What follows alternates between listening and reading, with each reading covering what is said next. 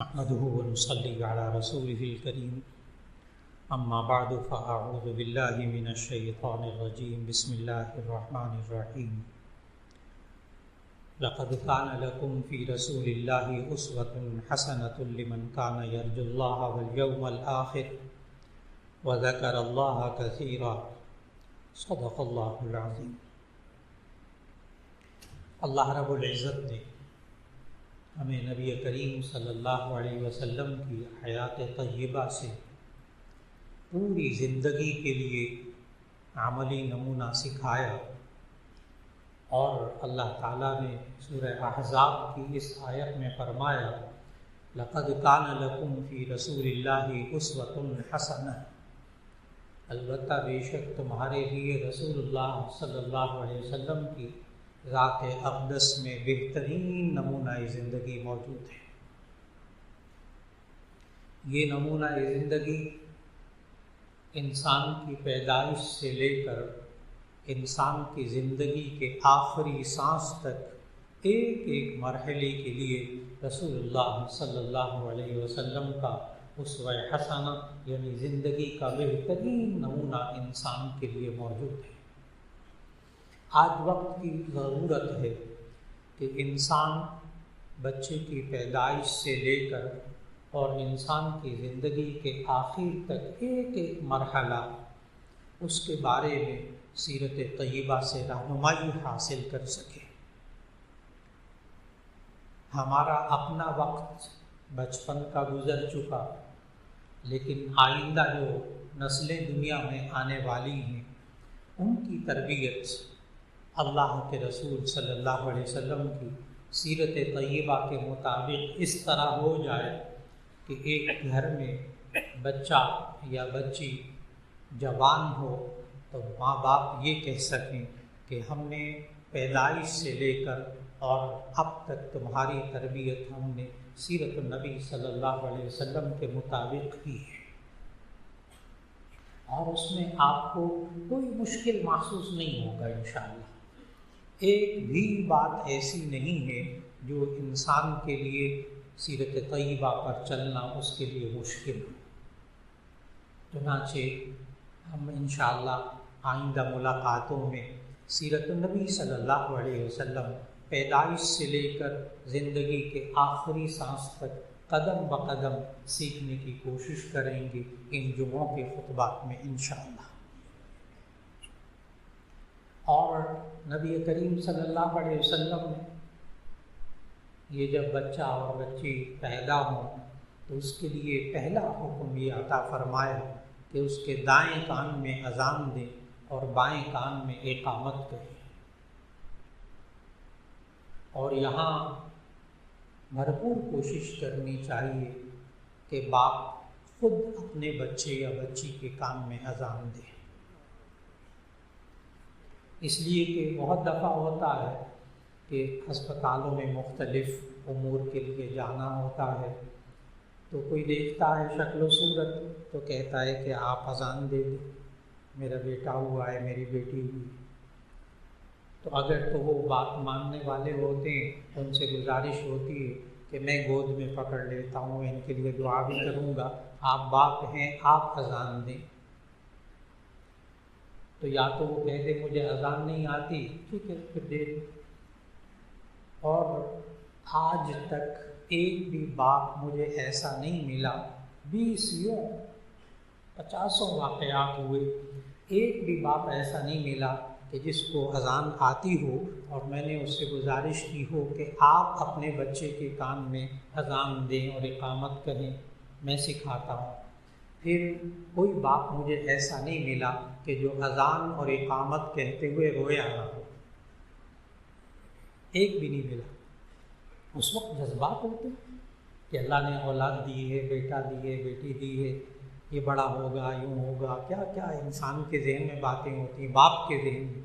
تو جو جذبات باپ کے ہوتے ہیں اس اولاد کے لیے، نوزائیدہ بچے کے لیے، ظاہر ہے وہ ایک مولانا صاحب کے وہ جذبات تو نہیں بن سکتے، اور جس درد کے ساتھ، جس دلی جذبے کے ساتھ باپ اپنے بچے کے اذان دے اور اقامت کہے، اس سے بہتر کوئی طریقہ نہیں۔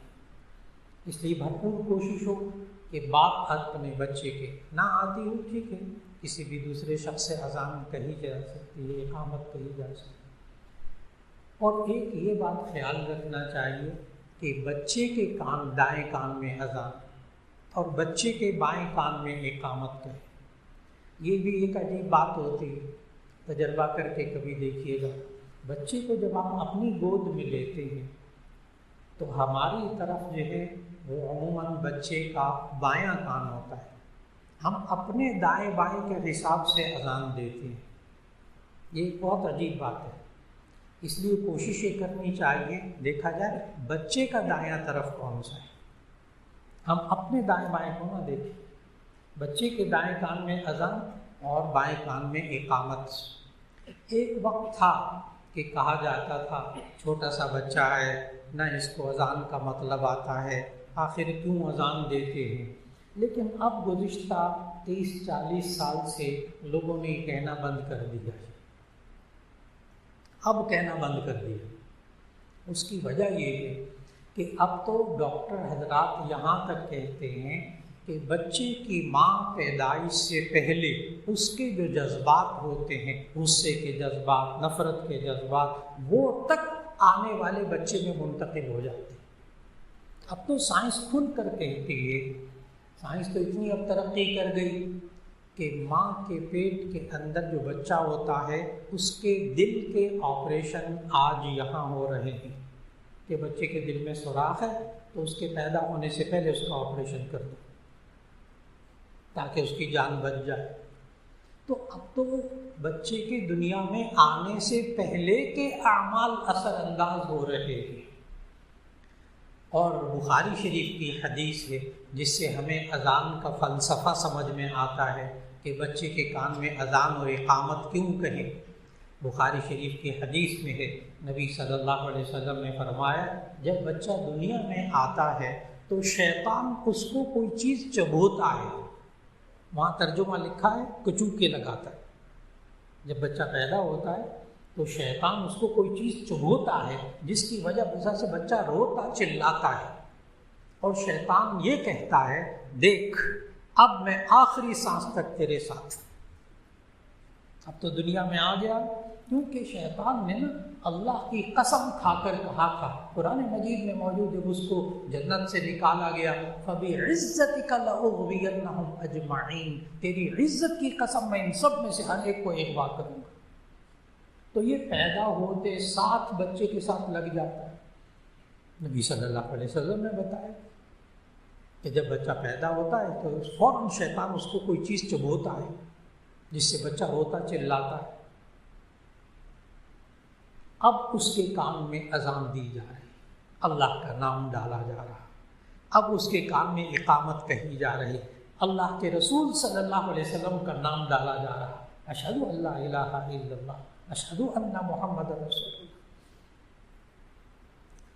اور عجیب بات ہے، جامع ترمذی کی حدیث ہے کہ نبی صلی اللہ علیہ وسلم نے فرمایا کہ رات کو جب سونے لگو تو برتن ڈھانپ کر سویا کرو اور دروازے بند کر کے سویا کرو، آگ بجھا کے سویا کرو۔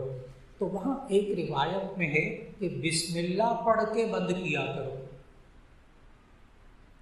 پھر وہاں پر محدث نے اس حدیث کی تشریح میں لکھا، اس لیے کہ جب آپ دروازہ بند کرتے ہوئے اللہ کا نام لے لیں گے نا، اب شیطان داخل نہیں ہوگا، اب شیطانی اثرات آپ کی پینے کی چیزوں میں نہیں آئیں گے، آپ کے کھانے کی چیزوں میں نہیں آئیں گے۔ تو معلوم یہ ہوا کہ جب بچے کے کان میں اذان دی جائے تو اس وقت جب بچہ رو رہا ہے، پیدا ہوتے ساتھ ہی روتا ہے بچہ، یہ اس کی زندگی کی علامت ہے، لیکن اس وقت اللہ کا نام ڈال دیا جائے کان کے اندر تو اس کا اثر ہوگا کہ اللہ اس بچے کو شیطانی قوتوں سے محفوظ رکھے گا انشاءاللہ۔ پھر اس کے بعد جب بچہ 7 دن کا ہو جائے تو پھر نبی صلی اللہ علیہ وسلم نے فرمایا کہ 7ویں دن ایک تو اس کا عقیقہ کرو، نمبر 2 اس کے سر کے بال منڈواؤ، نمبر 3 اس کا اچھا سا نام رکھو۔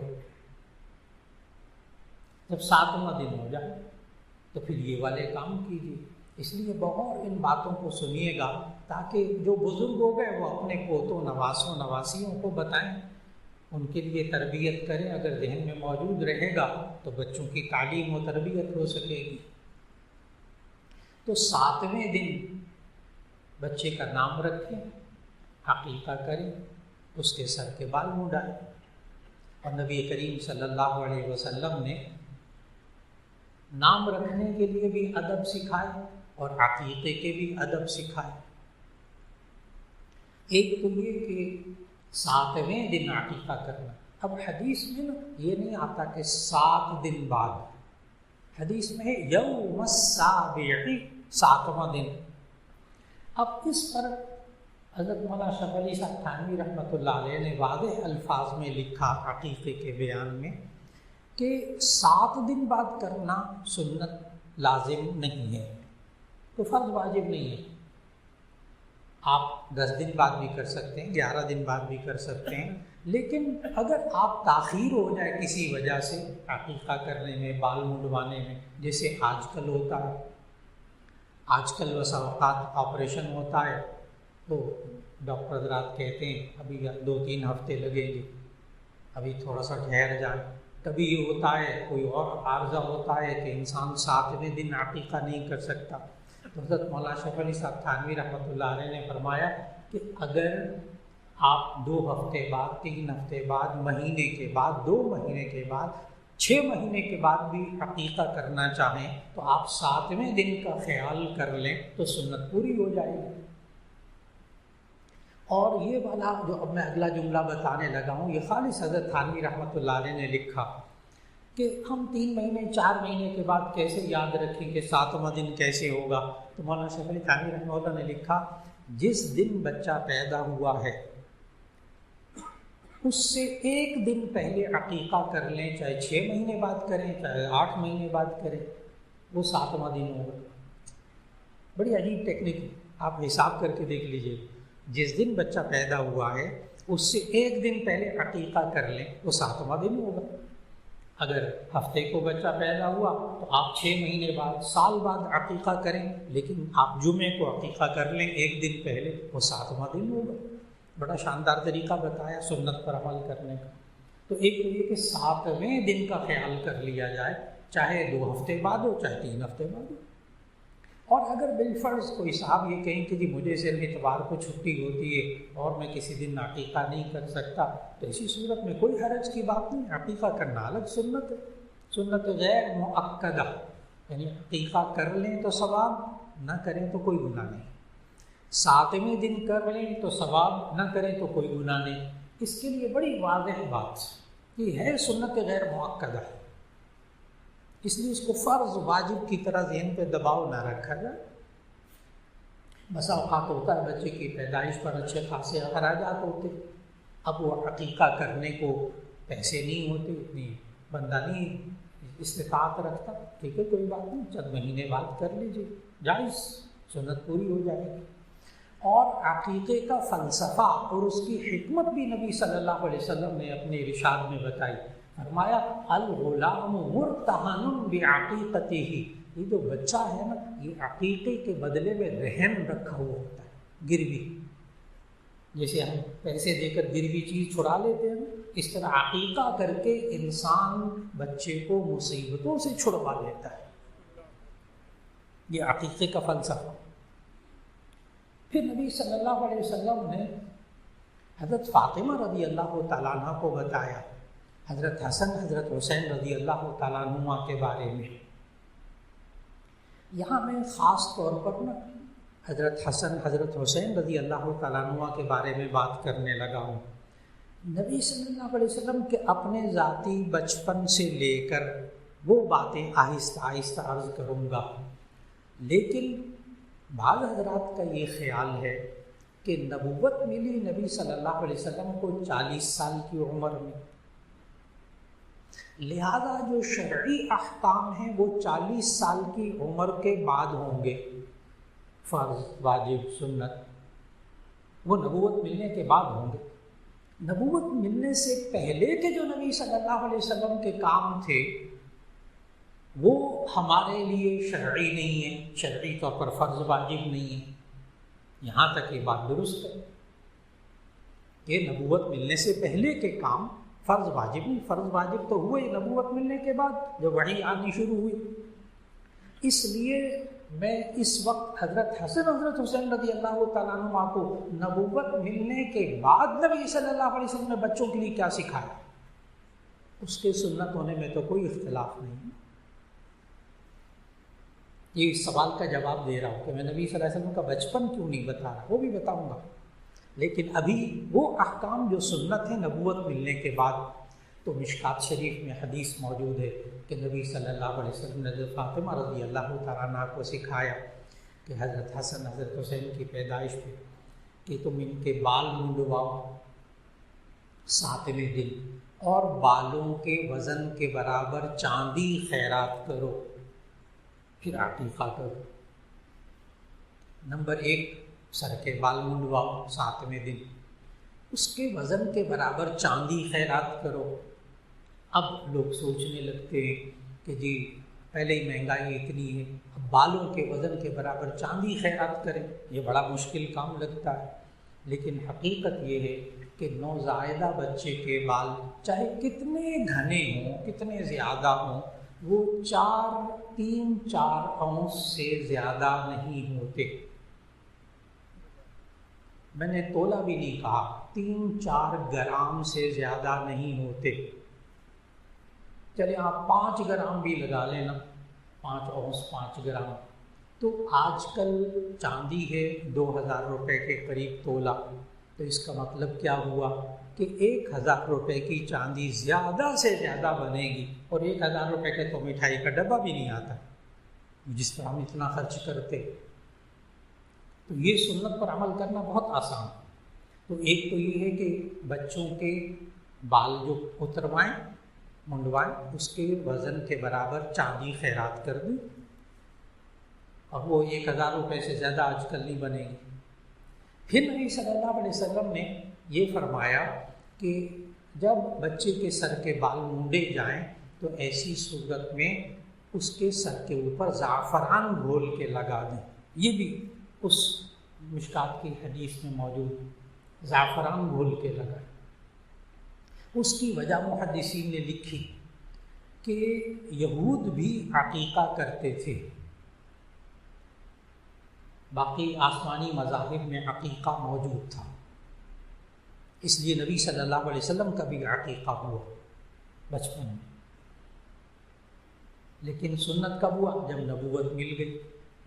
تو نبی صلی اللہ علیہ وسلم نے فرمایا کہ یہود جب عقیقہ کرتے تھے تو اس وقت وہ جو ذبح کرنے کے بعد اس جانور کا خون نکلتا تھا، تازہ خون بہتا ہوا، وہ سر مڈانے کے بعد بچے کے سر پر اس کو لیپ کر دیتے تھے۔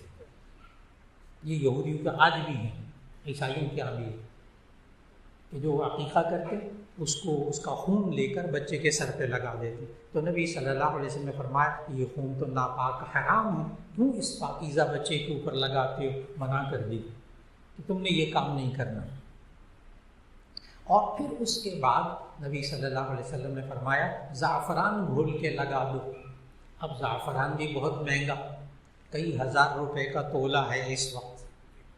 اب لوگ گھبراتے ہیں، اس سے بھی اس سنت پر بھی عمل نہیں کرتے، لیکن بہت آسان، آپ 400-500 کی چند پتیاں لے لیں زعفران کی، 400-500 روپے کی، بڑی آسانی سے 1-2 چمچے پانی لیں۔ دیکھیے سنت پر عمل کیسے کرنا ہے۔ چند زعفران کی پتیاں لیں، اس کو 1-2 چمچے پانی کے لیں، پیالے کے اندر اس کو گھول لیں، وہ پیلا پیلا پانی ہو جائے گا، اس کو سر کے اوپر لگا دیں، سنت پوری ہو گئی الحمدللہ۔ تو بال منڈوانے کے بعد سر پہ زعفران لگانا یہ بھی سنت۔ پھر اس کے بعد نبی صلی اللہ علیہ وسلم نے ہمیں یہ جو سمجھایا زعفران لگانے کے بارے میں، تو آج کل جدید سائنس جو ہے وہ یہ کہتی ہے کہ زعفران جو ہے وہ بہترین اینٹی سیپٹک ہے۔ زعفران بہترین، اور بھی بہت خصوصیات ہیں۔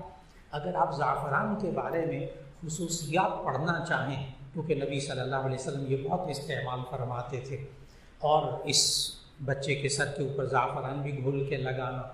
تو زعفران کے بارے میں اگر آپ اردو میں پڑھنا چاہیں تو بہترین کتاب اس کے بارے میں طب نبوی اور جدید سائنس، طب نبوی اور جدید سائنس، یہ لکھی ہے ڈاکٹر خالد غزنوی صاحب نے، اور ان کا حضرت مولانا عبید اللہ صاحب رحمۃ اللہ علیہ سے بڑا رشتہ داری کا تعلق تھا۔ حضرت مولانا صدیق صاحب تشریف فرما ہیں، بلکہ میں دیکھ رہا تھا ابھی کہ حضرت مولانا عبید اللہ صاحب کی جو قبر مبارک ہے اس سے ذرا پہلے ڈاکٹر خالد غزنوی صاحب کی قبر ہے۔ تو ڈاکٹر خالد غزنوی صاحب نے طب نبوی اور جدید سائنس لکھی اور کمال کر دیا۔ انہوں نے ایک زعفران کا پورا چیپٹر لکھا ہے اردو میں، MBBS ڈاکٹر میں ہاسپٹل میں ہوتے تھے، اور انہوں نے اس زعفران کے اوپر کئی صفحے لکھے، اور عجیب بات بتا رہا ہوں کہ احادیث بھی لکھی، عربی میں احادیث، اور ان کا ترجمہ بھی لکھا زعفران کے بارے میں۔ تو زعفران کیوں لگائے؟ جیسے عام طور پر لوگ جب بال کٹواتے ہیں تو پھر اوپر شیونگ لوشن لگاتے ہیں، اینٹی بائیوٹک، اینٹی سیپٹک اور چیزیں بھی لگاتے ہیں، تو نبی صلی اللہ علیہ وسلم زعفران سکھایا۔ زعفران لگانے کے بعد پھر اس کے بعد عقیقہ ہو گیا، اور یہ عقیقے کا لفظی مطلب بھی اگر بتاؤں نا تو بہت عمدہ رہے گا کہ عقیقہ عربی میں جانور کو نہیں کہتے، عقیقہ عربی میں نوزائیدہ بچے کے بالوں کو کہتے ہیں۔ عربی لغت جب آپ دیکھیں گے تو عقیقہ کہتے ہیں نوزائیدہ بچوں کے بال، چونکہ اس بالوں کے کاٹنے کے بعد پھر وہ جانور ذبح کرتے تھے تو اس جانور کو ہی عقیقہ کہا جانے لگا۔ آج کل عقیقے کی سنت پر لوگ ایک اور وجہ سے عمل نہیں کرتے، اور وہ یہ ہے کہ ہم نے عقیقہ کرنا ہے، لوگوں کو بلانا ہے، دعوتی کارڈ بھی چھاپنے ہیں، پھر اتنے کئی لوگوں کو بلانا ہوگا، پھر جو آئے گا وہ ہدیہ تحفے کے اوپر بھی خرچہ کرے گا، نئے کپڑے بھی بنوائے گا، پھر گھر کے اندر بھی بہت کئی لاکھ روپیہ آج کل صرف عقیقے پر خرچ کیا جا رہا ہے، جو سنت کے مطابق نہیں ہے، اس لیے اس سے بچنا چاہیے۔ ماشاءاللہ، الحمدللہ، حضرت تشریف لے آئیے، اہلاً وسہلاً، مرحبا، حیاک اللہ بالصحۃ والسلامہ، الحمدللہ، الحمدللہ، الحمدللہ۔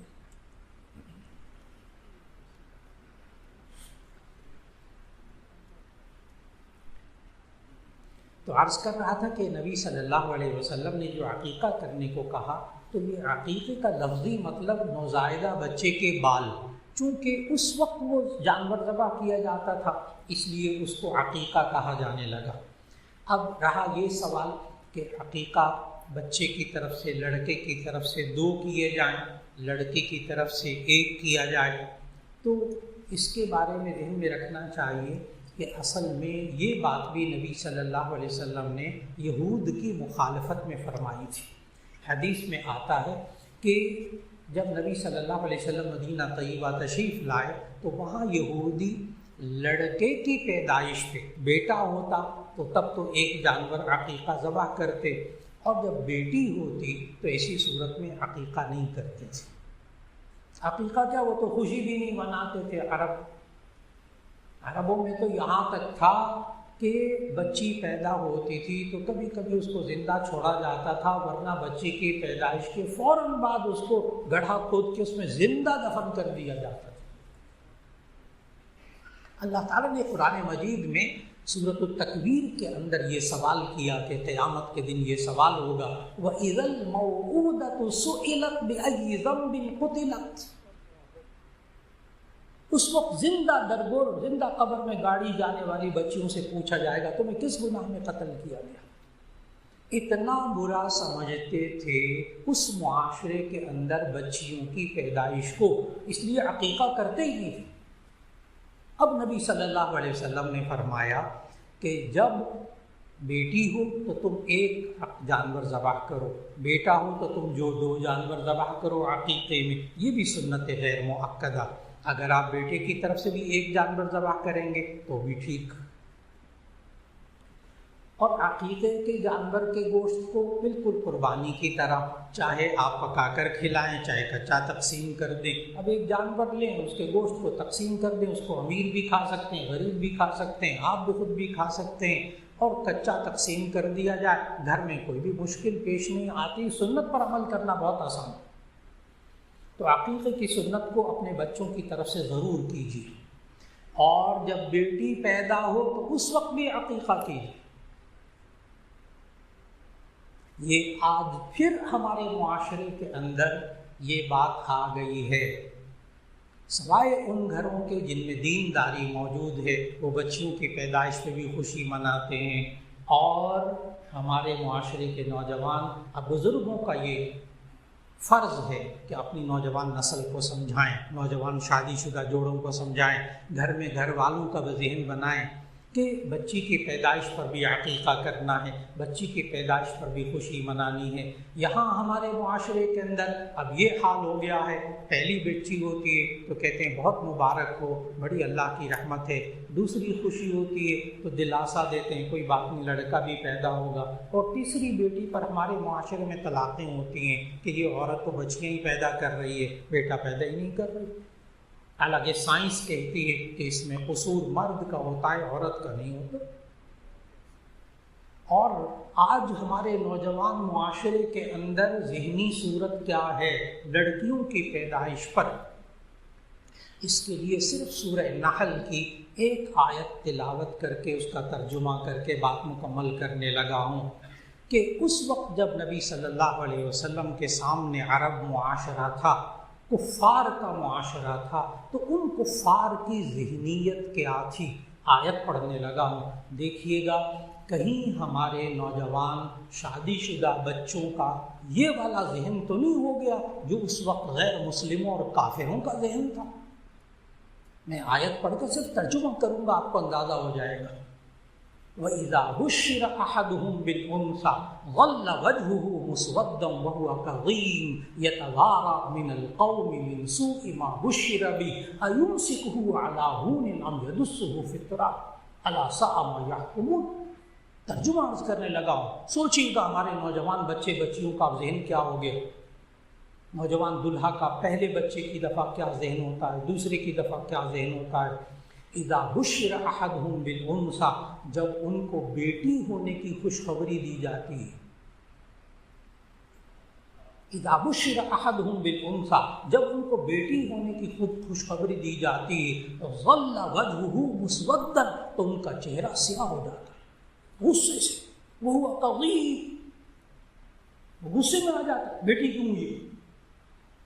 ساس بھی ناراض، جو خود لڑکی ہے وہ کہتی بیٹی کیوں ہوئی؟ اس لڑکی کی سے نفرت جس کے ہاں بیٹی ہوئی ہے۔ قرآن اذا بشر احدهم بالانثى ظل وجهه مسودا وهو كظيم، جب اس کو بیٹی ہونے کی خوشخبری دی جاتی ہے تو اس کا چہرہ سیاہ ہو جاتا ہے، یہ غصے والا، وهو كظيم، وہ غصے والا ہو جاتا ہے۔ یتوارا، سوچیے گا ذرا، یتوارا من القوم من سوء ما بشر به، وہ لوگوں سے، قوم سے چھپتا پھرتا ہے اس خوشخبری کی وجہ سے جو اسے دی گئی ہے تیرے یہاں بیٹی ہوئی۔ یہ نوجوان ساتھیوں کو نہیں بتاتا کہ میرے گھر میں بیٹی ہوئی، مٹھائی نہیں بانٹتے بیٹی ہونے میں، بیوی سے بولنا بند کر دے بیٹی ہوئی۔ یتوارا من القوم من سوء ما بشر به، لوگوں سے اپنے آپ کو چھپاتا پھرتا ہے اس وجہ سے جو اس کو خبر دی گئی ہے۔ یتوارا من القوم من سوء ما بشر به، آگے ایمسکہ علی ہون، یا تو اس ذلت کی وجہ سے روکے رکھے اس کو، ام یدسہ فی التراب، یا اس کو مٹی تلے دبا دے۔ آج قانون کا ڈر نہ ہوتا تو ایسی صورت میں ہمارے معاشرے کے نوجوان، میں نے کہا پھر الا ماشاءاللہ، الا استثناء بھی ہے، لیکن اکثریت ایسی ہے جو بیٹی کی پیدائش پر خوشی نہیں مناتی۔ آج وقت کی بہت بڑی ضرورت، ماں باپ کو تربیت کرنی ہوگی اپنے نوجوان بچے اور بچیوں کی۔ بیٹا ہونا، بیٹی ہونا، یہ سب اللہ کی نعمتیں ہیں، یہ سب اللہ کی نعمتیں، اس میں کسی کا قصور، کسی کی کوتاہی نہیں ہوتی، اس لیے اس وقت بھی خوشی منانی چاہیے۔ اللہ رب العزت ہم سب کو جب اولاد دے، جتنے بھی اولاد ہیں اللہ سب کو اولاد دے، اور جب اولاد دے، بیٹا ہو یا بیٹی ہو، اس پر خوشی منائیں، اس کا عقیقہ کریں، سنت کے مطابق اس کو اذان بھی دیں، اقامت بھی کہیں کان میں، اور پھر اس کے بعد بھرپور کوشش ہو کہ نیت کر لیں انشاءاللہ ہم اپنے اس بیٹے اور بیٹی کی جوان ہونے تک، شادی ہونے تک انشاءاللہ سنت کے مطابق تربیت کریں گے۔ اللہ تعالیٰ دعا فرمائیں۔ الحمدللہ رب العالمین، اللہم صلی علی سیدنا و مولانا محمد وعلی آل سیدنا و مولانا محمد وبارک وسلم۔ ربنا آتنا فی الدنیا حسنۃ وفی الآخرۃ حسنۃ وقنا عذاب النار۔ یا اللہ ہمارے گناہوں کو معاف فرما، ہماری لغزشوں کو معاف فرما۔ یا اللہ اولاد تیری بڑی نعمت ہے، یا اللہ ہم سے تربیت کرنے میں جو کوتاہیاں ہو جائیں یا اللہ تو اسے معاف فرما دے۔ یا اللہ جن کو تو اولاد دے ان کو آنکھوں کی ٹھنڈک بنا دے، فرما بردار بنا دے، ان کی سنت کے مطابق تربیت کرنے کی توفیق عطا فرما۔ یا اللہ جو بیمار ہیں سب کو شفا عطا فرما، خصوصاً حضرت مولانا فضل الرحیم صاحب دامت برکاتہم، اللہ ان کو شفا عطا فرمائے، صحت عافیت کے ساتھ ہمارے سروں پہ سلامت رکھے۔ اور یا اللہ ہمارے جتنے عزیز و اقارب اس دنیا سے رخصت ہو گئے، یا اللہ سب کی مغفرت فرما۔ اور یا اللہ خاص طور پر یہ سیلاب زدگان، یا اللہ سیلاب سے اتنے متاثرین ہیں، لاکھوں بے گھر ہو گئے اور لاکھوں بیچارے اس وقت بڑی قسم کرسی کی حالت میں ہیں۔ یا اللہ ہم سب کو ان کی مدد کرنے کی توفیق عطا فرما، ان کے ساتھ تعاون کی توفیق عطا فرما، ان کے لیے دعا کرنے کی توفیق عطا فرما۔ یا اللہ سب کو ہر طرح کی آفت سے، اچانک آنے والی آفت سے بھی حفاظت فرما لے۔ یا اللہ جو کاروباری حضرات ہیں ان کے رزق میں برکت نصیب فرما۔ یا اللہ جو بے روزگار ہیں ان کو نیک روزگار عطا فرما۔ یا اللہ جتنے حاضرین موجود ہیں دلوں میں دعائیں ہیں، یا اللہ قبولیت دعا کا وقت ہے، اے اللہ سب کی دعاؤں کو قبول فرما۔ وصلی اللہ تعالی علی خیر خلقہ محمد وآلہ واصحابہ اجمعین برحمتک یا ارحم الراحمین۔